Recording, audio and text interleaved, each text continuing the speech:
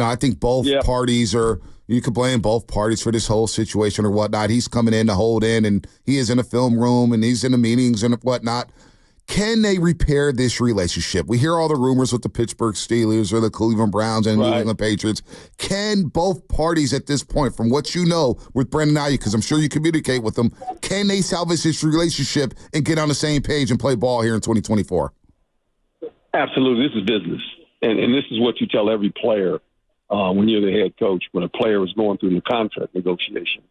You always tell the players this, just watch what happens during these negotiations. If it gets into the news cycle, and you're going to have to deal with all that, but at the end of the day, guys, that's the business part of it. It's not personal. It's not personal. It's just business. And I think sometimes players need to learn that too. This is business. It's nothing against you. It's just business. And business is different than being a football player or being a football coach. And so with that being said, hopefully this thing will transpire where it can get done with both parties. We'll shake hands and hug each other and get going. And if not, then, Brandon will go somewhere else and the 49ers will have to regroup and, continue to go. And at the end of the day, guys, I've always said this, it's like if a player gets hurt in the opening game, you can't cancel the season. You got to play. And if Brandon Aiyuk is no longer a 49er, I hope he is, because I think it's a really good football team, and I think he has a chance to, tie Jerry Rice's record, 1,000 yards receiving for 3 years in a row. And he's done a lot of good things there. I hope he's there. But if not, the 49ers got to move on, and the players got to move on. This is a playoff football team. They have a window of opportunity, and every player, and every coach knows that. So we always hear it's a business. Take me through the dynamics of being the head coach, knowing the value of a player, and the conversations you're having with whoever the contract person or the financial person is, with the owner. How does the head coach impact those discussions? How would you go about impacting those discussions in a situation like this? Well, first of all, you want to keep all your good players. And in today's world, it's very difficult because of salary cap. And you always got to look ahead. Who's next up? Who do we have to pay next? And if we pay this guy this much, then all of a sudden there might be a guy next year that's up that, I really want to keep that guy. So at the end of the day, basically you put the names on the board and say, Coach, there's 7 guys up here and you only can keep 5. What are the 5 you really want to keep? And you got to circle them. And that's the business part of it. And when this negotiation is going on, as a coach, all you do basically, you don't do the contracts. You don't get involved in it anymore. But the one thing you can do is continue to communicate with your player. This happened to me with Larry Johnson when I was in Kansas City. Yeah. And I'd call Larry every other day and say, how you doing? And Coach, I'm doing good. I said, just keep working out. It's going to get done. You're going to come to camp. I want you in shape. I said, don't get out of shape. Coach, I'm good. Any material you need, I'll get it to you, whatever you need. I said, we love you. Just don't say anything. It'll get done eventually. And eventually it did. So that's all you can do as a head coach. He stayed away in that situation? Yeah, remember it was on Hard Knocks. You guys were on Hard Knocks that year, right, Herm? Yeah, he wasn't there. Yeah, he was on Hard Knocks on HBO when they were doing that. How would you have handled it if he did a hold in and he was there? Because there's some days Aiyuk comes onto the field and then, again, there's different interpretations. The GM, right, John Lynch, is like kind of ushering him off the field. How would you deal with that?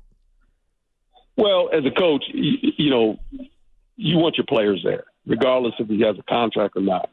And the players want him there. And that's showing hope. That's showing excitement for each other. But at the end of it, what's best for the team? I mean, that's what you got to decide.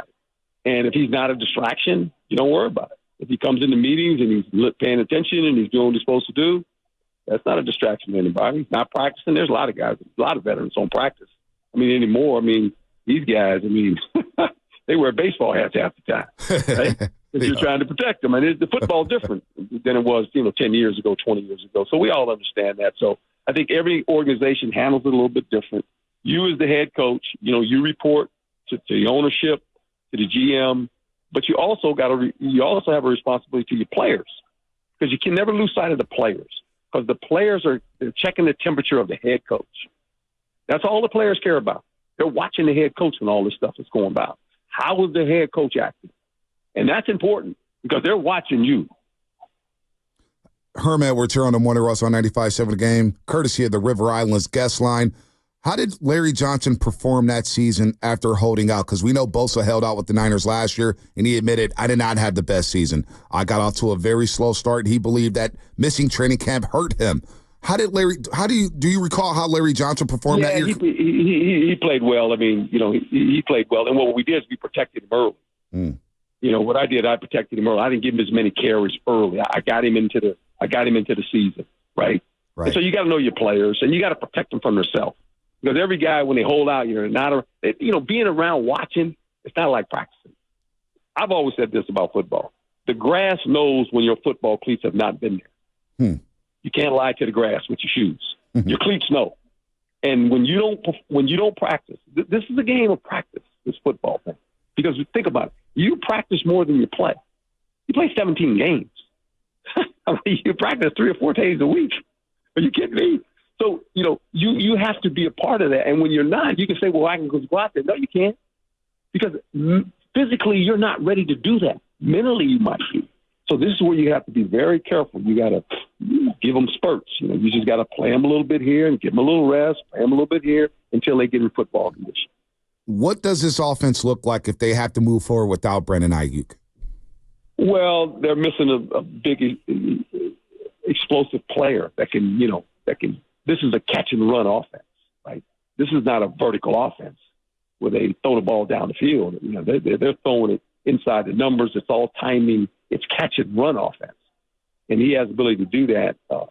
Pearsall, who played for us, he's good in his ability to catch and run, but he's not like Aiyuk, right? He's more of an inside slot guy. You can move him around. He's a really good blocker in the run game.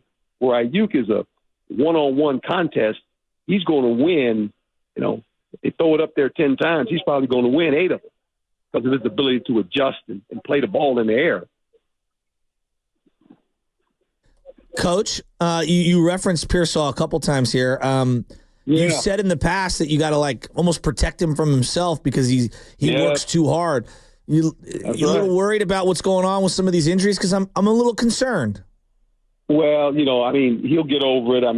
But that, and I think the more they understand the player, that they'll get a feel for him because I tell you what, he doesn't know he got one speed. It's full speed. And I knew that when I had him at Arizona State. And there was times I just told him, okay, that's it. You get 10 plays today. You're good. Come on, stand with me. Because that's his mentality. That's who he is.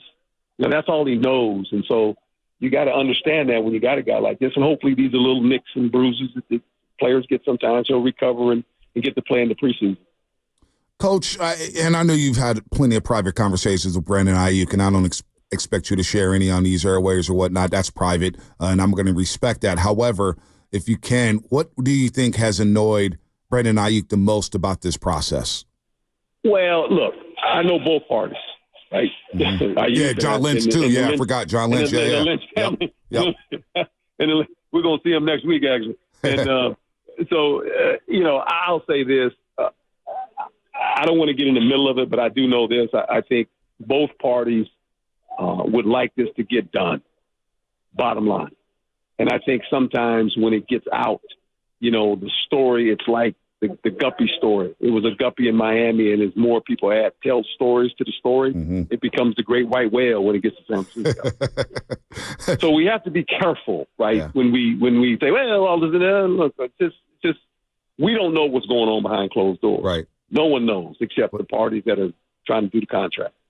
Knowing Brandon the way you do, does he still want to be a 49er? Because we still want him to be a 49er. I think the guy's dynamic. I think he's one of the most underrated players. I thought his season last year, we get a lot of fans who say, man, he's the 4th option on the team. Well, damn, he may be the greatest 4th option of all time because he led the team in receiving yards and receptions and the third down threat. So does he still, at the end of the day, want to be a member of the San Francisco 49ers?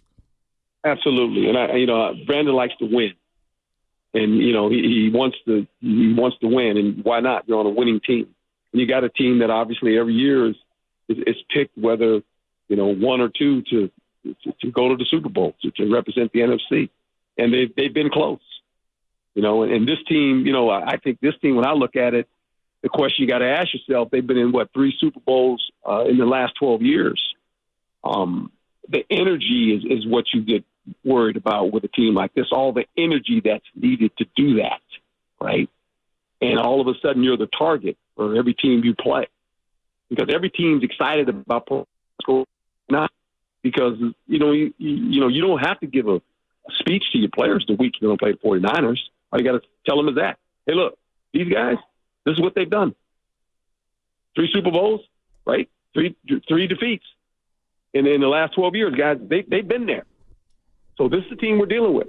And the players know that. And so they're excited about playing. You're getting every team's best game. It doesn't matter what the record is. They're playing the San Francisco 49ers.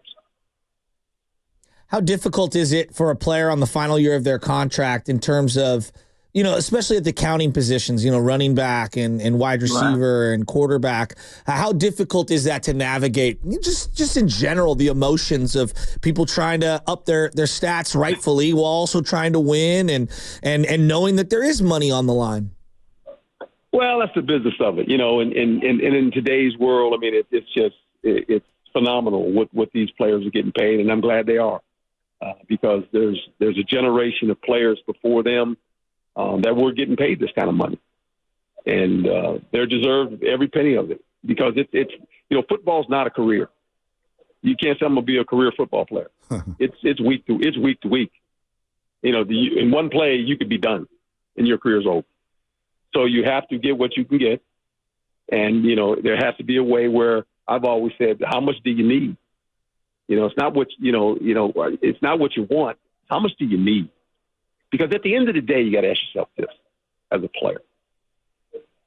If I'm on a really good team and we can make some runs, I got to make sure that I get what I need, but not what I want, because maybe what I want will affect some other guys getting their money and keeping this team together.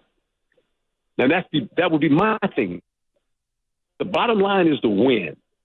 No player can win by itself. Teams win, right? That's what wins, teams.